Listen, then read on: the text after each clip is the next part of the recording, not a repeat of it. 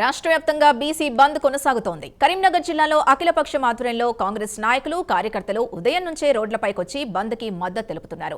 ప్రతిపక్షాలు ద్వంద్వ వైఖరితో ప్రజల్ని మోసం చేస్తున్నాయంటున్న సుడా చైర్మన్ నరేందర్ రెడ్డితో మా ప్రతినిధి Raju face to face. BC JAC Telangana bandh పిలుపునిచ్చిన నేపథ్యంలో ఉమ్మడి కరీంనగర్ జిల్లా వ్యాప్తంగా బంద్ ప్రశాంతంగా కొనసాగుతుంది. ప్రస్తుతం ఉమ్మడి జిల్లా వ్యాప్తంగా డిపోల వద్ద ఎక్కడికక్కడ బస్సులు నిలిచిపోయిన పరిస్థితి ఉంది.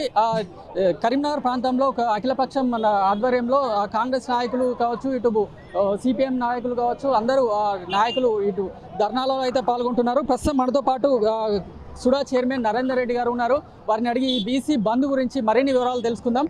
సార్ చెప్పండి, ఈ బీసీ బంద్ ప్రధాన ఉద్దేశం ఏంటి?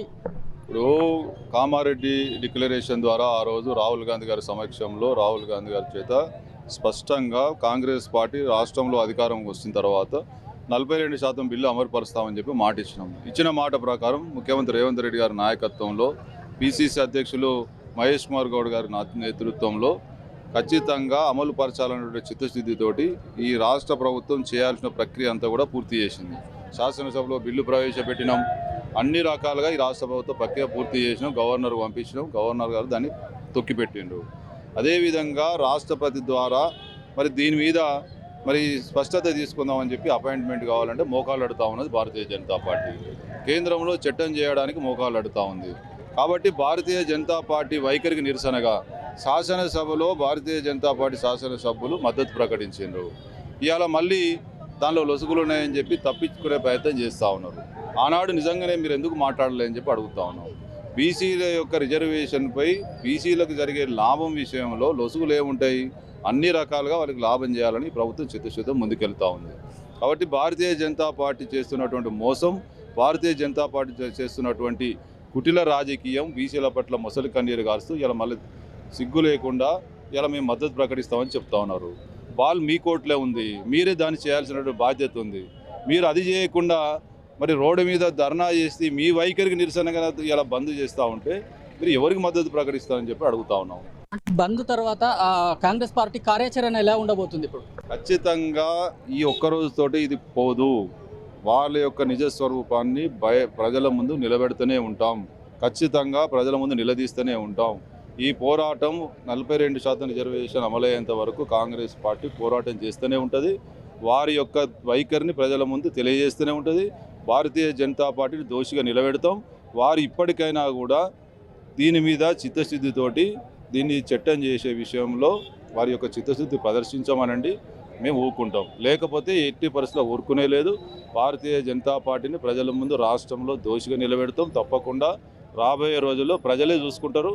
ఖచ్చితంగా ఇక్కడ ఉన్నటువంటి బీసీ బిడ్డ అయినటువంటి బండి సంజయ్ కుమార్ గారు కూడా దీని మీద మరి చిత్తశుద్ధిని ప్రదర్శించమని చెప్తా ఉన్నావు. ఆయన తప్పుదో పట్టించే ప్రయత్నం చేస్తూ ఉన్నాడు ప్రజలను. లాస్ట్ బీసీ రిజర్వేషన్ వ్యవహారంలో కాంగ్రెస్ పార్టీకి ప్రజల నుంచి ఎలాంటి మద్దతు లభిస్తుంది అనుకుంటున్నారు? ఇప్పుడు ప్రజలు అన్ని గమనిస్తూ ఉన్నారు. ఒక్కటి గుర్తుపెట్టుకోవాలి, మేము కామారెడ్డి డిక్లరేషన్ ద్వారా చెప్పినాం. రాష్ట్రంలో అధికారంలోకి వచ్చింది ముఖ్యమంత్రి రేవంత్ రెడ్డి గారి నాయకత్వంలో. ఏ ఒక్కనాడైనా ఈ బీసీ సంఘాలు కానీ ఎవరు కానీ ధర్నాలు చేస్తేనే మేమన్నా దీన్ని ముందటేసినామా?